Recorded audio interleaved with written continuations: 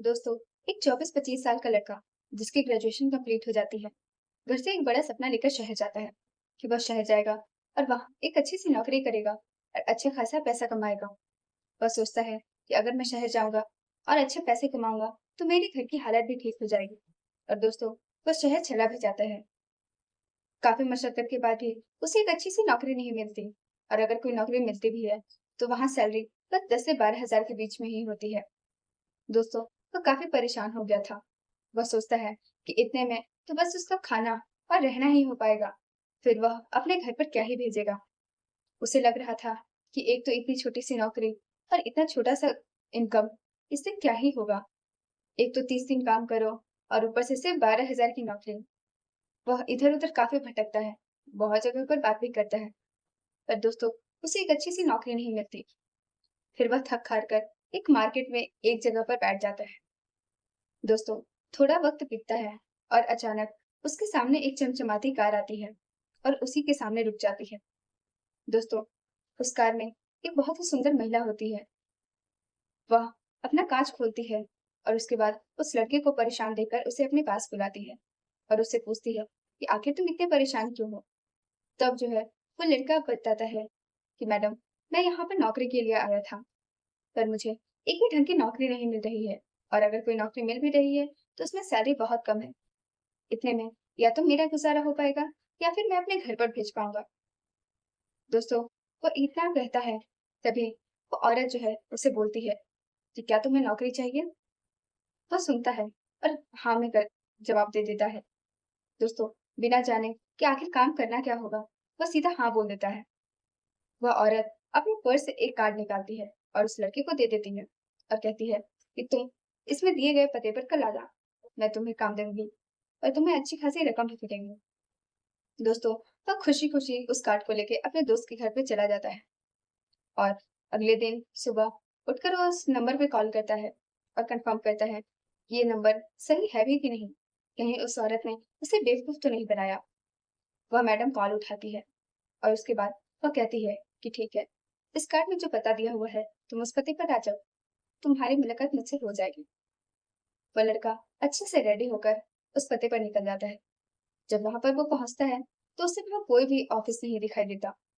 फिर वह उस नंबर पर कॉल करता है और फिर उस मैडम से बात करता है और कहता है कि मैडम, यहाँ पर तो कोई भी ऑफिस नहीं है, कहीं आपने मुझे बेवकूफ तो नहीं बनाया। वो मैडम उसे कहती है कि नहीं, ठीक से देखो, वहां जो एड्रेस लिखा हुआ है उस पर चुपचाप आ जाओ। वो लड़का चुपचाप वहां पर चला जाता है। अचानक से गेट खुलता है और जब गेट खुलता है तो अंदर का दृश्य बहुत ही शानदार था। वो जो मैडम होती है उसका घर इतना सुंदर और शानदार था कि वह देखता ही रह जाता है। वह आगे जाता है और आगे जाने के बाद उसे एक नौकरानी मिलती है। वह उसे सोफे पर बैठने को कहती है। वो लड़का जाकर चुपचाप सोफे पर बैठ जाता है। वह अपनी नजरें इधर उधर करता है और पूरे घर को देखता है। वह देखता है कि साइड में एक छोटा सा कमरा होता है जिसमें उस औरत का जो है ऑफिस होता है, और देखता है कि यहाँ पे बहुत सारी महिलाएं जो है वो काम कर रही होती है। उसके बाद वो मैडम जो है वो आती है और उसको अपने ऑफिस में लेकर जाती है। दोस्तों, ऑफिस में ले जाने के बाद क्या होता है, ये बहुत ही दिलचस्प कहानी है। दोस्तों, अगर आपको आगे की कहानी जाननी है तो वीडियो को लाइक और चैनल को सब्सक्राइब करिए। दोस्तों, वो लड़का देखता है कि यहाँ सिर्फ महिलाएं ही काम कर रही हैं और एक भी आदमी नहीं है। उसके बाद वह उस औरत से पूछता है कि मैडम, मुझे आखिर करना क्या है। वह औरत कहती है कि देखो, तुम्हें ऐसा ऐसा काम करना है जिसके तुम्हें अथाह पैसे मिलेंगे। वो आदमी समझ नहीं पाता और उससे फिर से पूछता है कि मैडम, मुझे समझ में नहीं आ रहा है, आप मुझे डिटेल में बताइए कि मुझे करना क्या है। उसके बाद वो औरत जो है वो उसको कहती है कि देखो, तुम्हें यहाँ के बड़े बड़े घरों में जाना है और उसके बाद जितनी मोटी औरत होगी तुम्हें उतना ही मोटा रकम मिलेगा। वो आदमी फिर से समझ नहीं पाता कि आखिर उसको बोला क्या जा रहा है। उसके बाद जो औरत है वो उससे कहती है कि देखो, यहाँ जितने बड़े बड़े घर होते हैं वहां के लोग उतने ही अकेले होते हैं। तुम्हें बस वहां जाना है और उन औरतों को एंटरटेन करना है जिसके तुम्हें अच्छी खासी मोटी रकम मिलेगी। वह आदमी खुश हो जाता है और कहता है कि अरे वाह, पैसे के पैसे और मजे के मजे। तो वह कहती है कि हाँ, तुम्हें जो ठीक लगे, क्या तुम ये करना चाहोगे? वो लड़का चुपचाप हाँ कर देता है और कहता है कि हाँ मैडम, आज चाहे आज से ही काम शुरू कर देता हूँ। इसके बाद जो है दोस्तों, वो काम पर लग जाता है और उसकी पहली क्लाइंट जो होती है, वो एक महिला होती है, जिसकी उम्र 40 साल होती है। दोस्तों, उसके बाद ये लोग और उन दोनों के बीच जो होता है, उसके बाद दोस्तों, वो महिला जो है, वो उसे इतनी रकम देती है, जो उसने कभी कल्पना भी नहीं की होती है।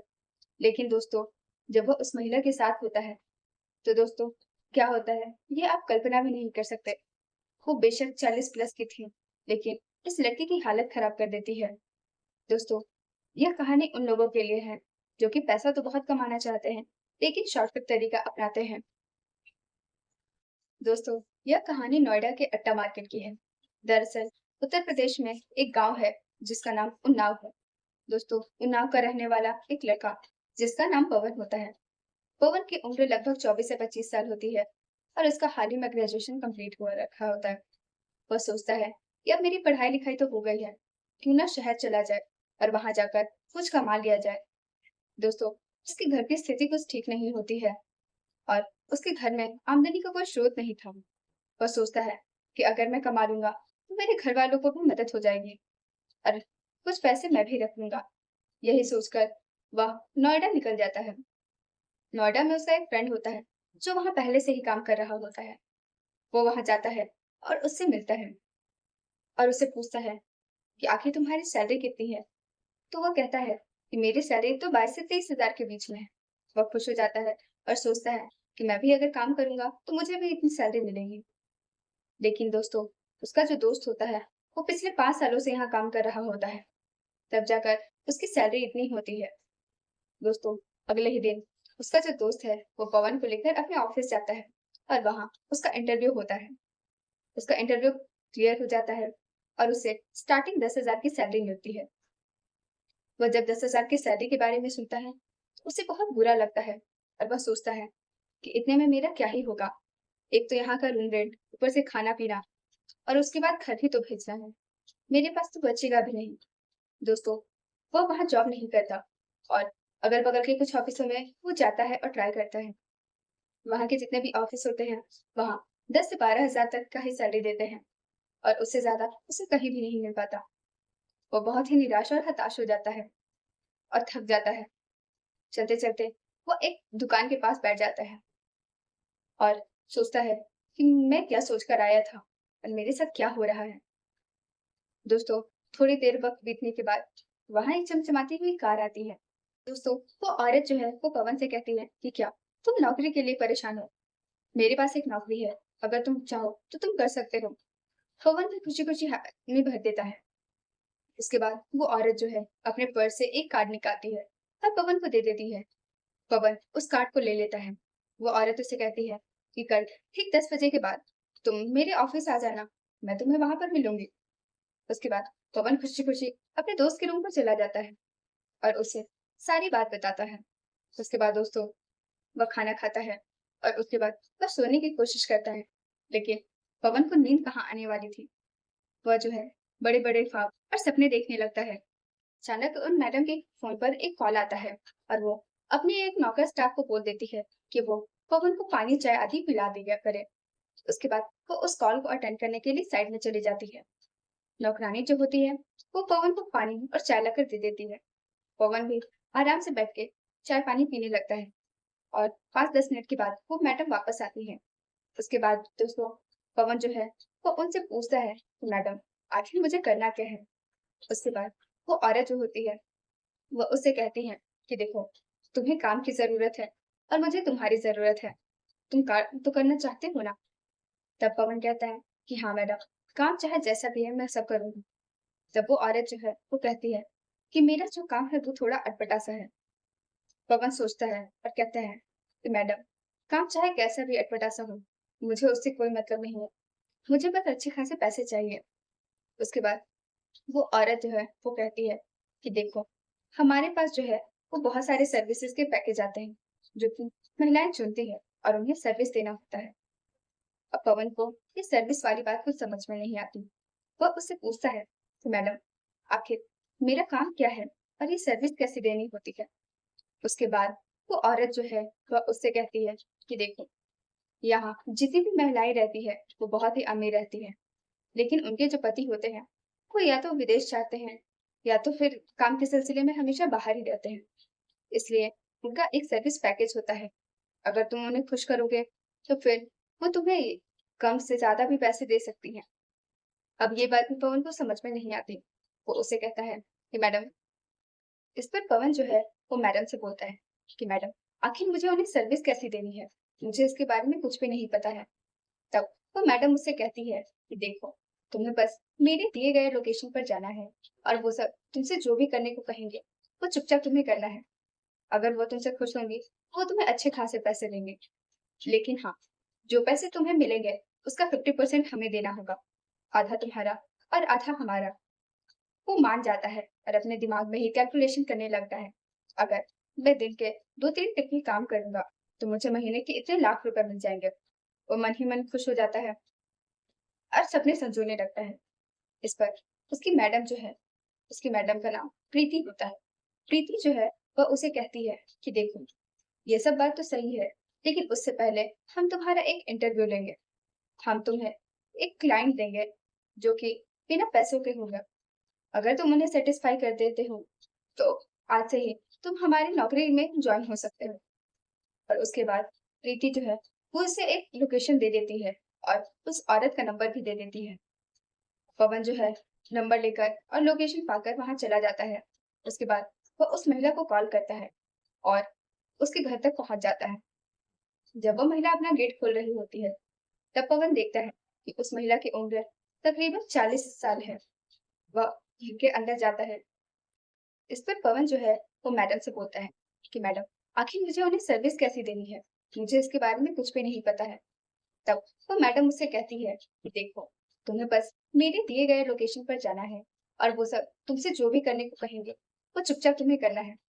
अगर वो तुमसे खुश होंगी तो वो तुम्हें अच्छे खासे पैसे देंगे, लेकिन हाँ, जो पैसे तुम्हें मिलेंगे उसका 50% हमें देना होगा। आधा तुम्हारा और आधा हमारा।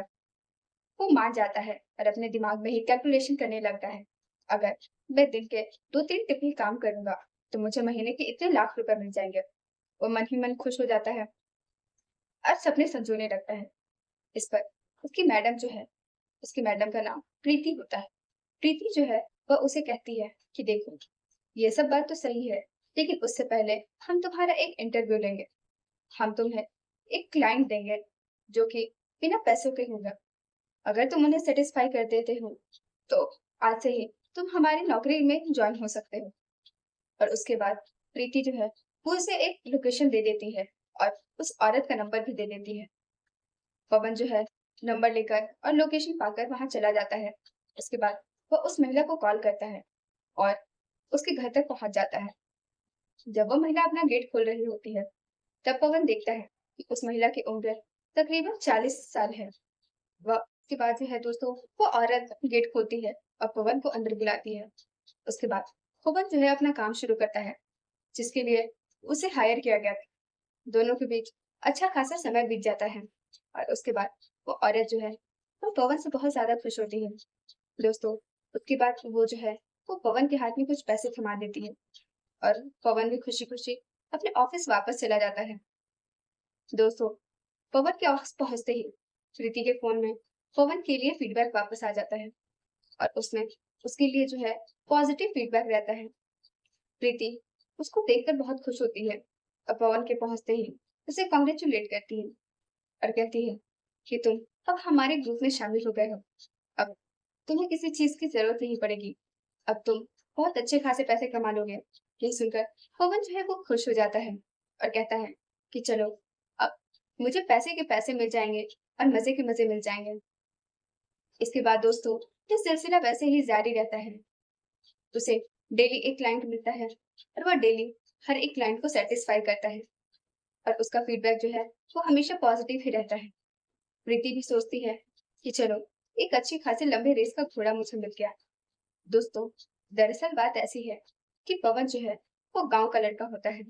वह गांव में खेती बाड़ी का काम करता है, इसलिए उसका जो शरीर है वो काफी अच्छा होता है। उसकी जो पर्सनैलिटी होती है वो काफी तगड़ी होती है। और पवन देखने में भी काफी स्मार्ट होता है। और प्रीति जैसी औरतें जो हैं वो ऐसे ही पवन जैसे लड़कों को ढूंढती है ताकि उनके जो क्लाइंट्स हैं वो उनसे खुश रहें और प्रीति जैसी औरतों को अच्छा खासा मोटा पैसा छापने का मशीन मिल जाए। दोस्तों, ये सिलसिला ऐसे ही चलता रहता है। उसके बाद पवन की माँ का कॉल आता है। वो कहती है कि बेटा, तुझे गए हुए 1 साल हो गए हैं, क्या तू घर वापस नहीं आएगा? इस पर पवन जो है वो थोड़ा इमोशनल हो जाता है और अगले ही दिन प्रीति को जाकर बोलता है कि मैडम, मुझे गांव जाना है।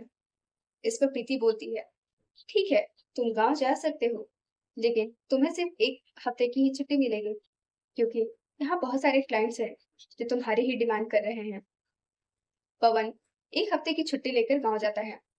वहां जाने के बाद सबसे पहले वो अपने पिताजी का कर्जा चुकाता है और उसके बाद गांव में अपने घर की नींव देता है। वो वहां के ठेकेदार को पैसे दे देता है और अपना घर बनाने के लिए ठेके पर रख लेता है। जब यह सब गांव वाले देख रहे होते हैं तो वो लोग आंखें फाड़ फाड़ कर उसे देखने लगते हैं। दोस्तों, यह वही गांव वाले थे जो कि जब पवन उनसे बातें करने जाता था तो वो लोग वहां से चले जाते थे। उन्हें ऐसा लगता था कि कहीं पवन उनसे पैसे उधार ही ना मांगने लगे। अब दोस्तों, जब पवन शहर से कमा कर आया है तब उन लोगों को ऐसा लगता है कि शायद ये शहर जाकर कहीं 2 नंबर का काम तो नहीं कर रहा है। आखिर इसके पास इतनी जल्दी इतने पैसे आ कहाँ से गए? वो लोग पवन से पूछते हैं, लेकिन पवन उन्हें कुछ भी नहीं बताता। वो बस ये कहता है कि मैं एक बहुत अच्छी जगह पे काम करता हूँ और वहां का जो मालिक है वो बहुत ही दयालु होता है और वो मुझे काफी मानते भी हैं, इसलिए वो मुझे पैसे दे देते हैं। गांव वालों को विश्वास नहीं होता और वो लोग पवन को बुरी नजरों से देखने लगते हैं। दोस्तों, कहते हैं कि जब इंसान का बुरा वक्त चल रहा होता है तो उसके अपने भी साथ नहीं देते। लेकिन अब पवन इतने अच्छे खासे पैसे कमा कर आया है, अपना घर तक बनवा रहा है, तो लोग उससे बातें करते हैं, उसके साथ बैठते उठते हैं और उसके साथ घूमते फिरते हैं। दोस्तों, उसके बाद जो है वो पवन वापस अपने शहर चला जाता है और वहां जाकर वह धीरे धीरे शराब ही पीने लगता है। उसकी आदतें खराब होती जाती हैं। एक दिन वह जाकर प्रीति के सामने बोलता है कि मैडम, आप जो भी क्लाइंट्स मुझे दे रही हैं वो उम्र में मुझसे बड़ी हैं और काफी मोटे भी हैं। मैडम, मुझे मेरी उम्र की लगभग एक क्लाइंट दीजिए जो कि थोड़ी दिखने में खूबसूरत और अट्रैक्टिव हो। मुझे इन मोटी मोटी औरतों के साथ रह रह के घुटन होने लगी है। अब मुझे ऐसी क्लाइंट पसंद नहीं आ रही। तब जो है प्रीति उससे कहती है, क्या तुम अपना टेस्ट चेंज करना चाहते हो? तब पवन उससे कहता है कि मैडम, आपको जो समझना है आप समझ लीजिए, बस मुझे लगभग मेरे उम्र की ही क्लाइंट दीजिए। तब प्रीति उससे बोलती है कि ठीक है, आज मैं तुम्हें एक ऐसी क्लाइंट दूंगी जिसे देखकर तुम शॉक हो जाओगे। दोस्तों, उसे एक एड्रेस मेल करती है और फोन नंबर दे देती है। फिर वह उस महिला के घर जाता है। जैसे ही वह महिला गेट खोलती है वह उसे देखकर हक्का बक्का हो जाता है, क्योंकि वह महिला 35 से 36 साल की थी और दिखने में इतनी खूबसूरत कि कहा नहीं जा सकता। जब पवन ने उसे देखा तो वह शॉक हो गया और मन ही मन कहता है कि क्या इतनी भी सुंदर महिला होती है आज के टाइम में। उसे देखकर कहता है कि ऐसी महिला के लिए तो मैं फ्री में ही काम कर दूं, लेकिन ये तो पेमेंट भी कर रही है और सर्विस भी ले रही है।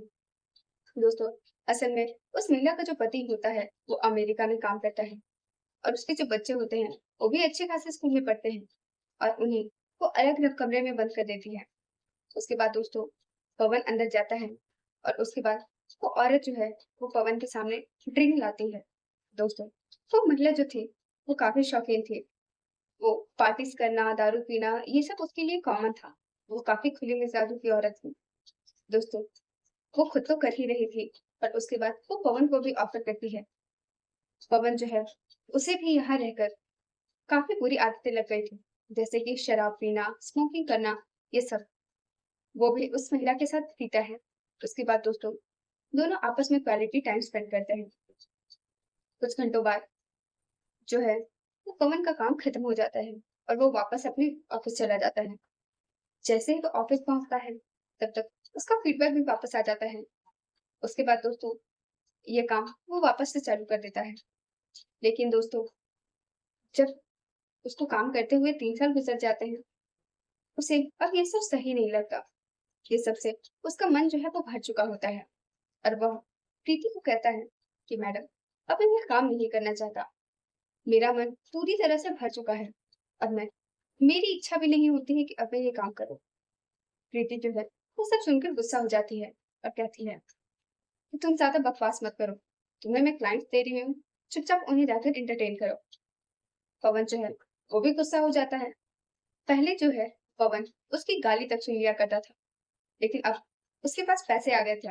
उसने काफी अच्छे खासे पैसे कमा लिए थे, इसलिए वो अब प्रीति की एक नहीं सुनता।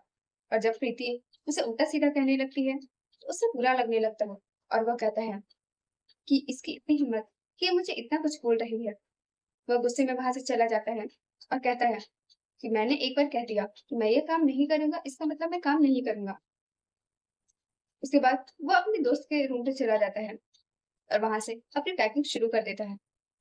दोस्तों, उसके बाद प्रीति जो है उसे बहुत सारे कॉल्स करती है और जब वो कॉल नहीं उठाता है तो वो उसे वॉइस नोट भी भेजती है, जिसमें वो उसे धमका रही होती है कि अगर तुम वापस नहीं आए तो मैं तुम्हारे अगेंस्ट एफआईआर करवा दूंगी और तुम्हें अरेस्ट करवा दूंगी। पवन ये सब सुनकर गुस्सा हो जाता है और कहता है कि अगर आप मुझे पकड़वाइएगा तो मैं भी आपका जितना भी काम है वो सब बर्बाद कर दूंगा। मैं भी आपके खिलाफ एफआईआर करवा दूंगा। उसके बाद प्रीति जो है कुछ दिनों के लिए शांत हो जाती है। पवन भी अपने गांव वापस आ जा चुका होता है। पवन का घर भी लगभग तैयार हो जाता है। छोटे मोटे काम होते हैं जो कि पवन आने के बाद उसे सही करवा लेता है। उसके बाद दोस्तों, पवन को लगता है कि अब शायद उसे शादी कर लेनी चाहिए और वो अपने घर में लड़की देखने के लिए कह भी देता है। उसके बाद उसके माता पिता जो है उसके लिए लड़की देखने लगते हैं। लड़कियों बहुत सारी फोटोज आ चुकी हैं, लेकिन उसमें से एक लड़की जो उसी के गांव के पास की रहती है वो उसे काफी पसंद आती है। वो उसकी तस्वीर देखता है तो उस पर मोहित हो जाता है और अपने घर में बोल देता है कि हम यही लड़की देखने जाएंगे। इसके बाद दोस्तों, उसके माता पिता उस लड़की को देखने जाते हैं और सब कुछ तय हो जाता है। एक महीने के बाद दोनों की धूमधाम से शादी भी हो जाती है। कुछ महीने ऐसे ही गुजर जाते हैं। उसके बाद प्रीति जो है उसे वापस कॉल करती है और कहती है कि देखो पवन, हम दोनों के बीच जो भी बहस हुई उसे भूल जाओ और तुम वापस शहर आ जाओ। दरअसल दोस्तों, पवन जो है उसका कभी भी नेगेटिव मार्क नहीं आया था। हमेशा जो है वो अपने क्लाइंट्स को अच्छी सर्विस देता था और उसके क्लाइंट भी है जो कि उसे ही ढूंढती है। उन्होंने साफ साफ कह दिया रखा होता है कि मुझे चाहिए तो सिर्फ वही आदमी चाहिए, दूसरा लड़का मुझे नहीं चाहिए। इस वजह से प्रीति का भी बहुत लॉस होने लगता है, जिस वजह से वो पवन को बार बार कॉल करती है और उससे रिक्वेस्ट करती है कि तुम शहर वापस आ जाओ। पवन जो है अपनी जिद पर अड़ जाता है और कहता है कि नहीं, अब मैं वहां वापस नहीं आऊंगा। अब मेरा एक भरा पूरा परिवार है। अगर मैं वहां आया और मुझे कुछ हो गया तो फिर मेरे परिवार का ध्यान कौन रखेगा। इस पर प्रीति बोलती है कि तुम क्या बकवास कर रहे हो, इतने सालों से तुम यहाँ थे तो तुम्हें कुछ हुआ था क्या। तुम आ जाओ और वापस से अपना काम चालू कर लो। पवन जो है वो नहीं जाना चाहता था। उसका इन सब से मन उब गया था, इसलिए वह प्रीति को इग्नोर करने लगता है। प्रीति उसे कॉल करके वापस से धमकियां देना शुरू कर देती है। इधर पवन भी उसकी एक नहीं सुनता है। दोस्तों, यह एक ऐसा दलदल है जिसमें इंसान एक बार फंस जाए तो फिर जल्दी वापस नहीं निकलता।